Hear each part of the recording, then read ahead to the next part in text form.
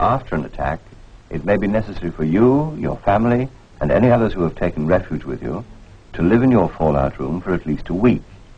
It may not be safe for you to go outside to obtain any more food and water. So you will have to be prepared to live on the supplies you collected before the attack. You will now be shown what general provisions you should make. First of all, your furniture. Your shelter is going to be your living room, your bedroom, your washroom, your kitchen, and your storeroom. It must have the basic furniture to fulfill all these requirements, but at the same time, floor space should be saved wherever possible. Use shelf space to its best advantage. Your room will need seating, bedding, a portable radio and spare batteries so that you can receive advice and further instructions, amusements and pastimes for you and the children, simple cooking equipment and fuel, and a large store cupboard for food supplies. You will need to have by you a reserve of tinned and other non-perishable food. This should be enough to feed the whole household and possibly some extra mouths for at least a fortnight.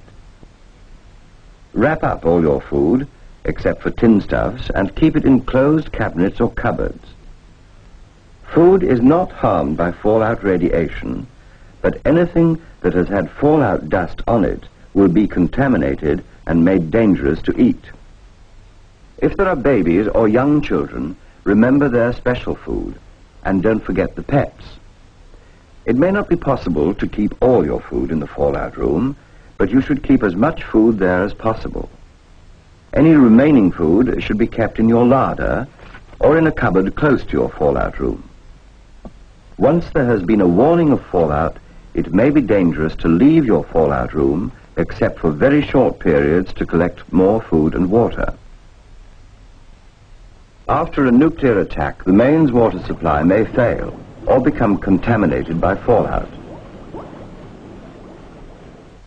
Store as much water as you can.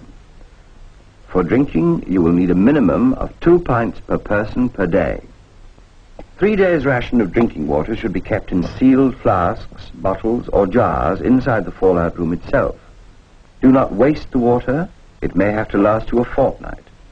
Fill the bath, the hot and the cold tanks, and every available container.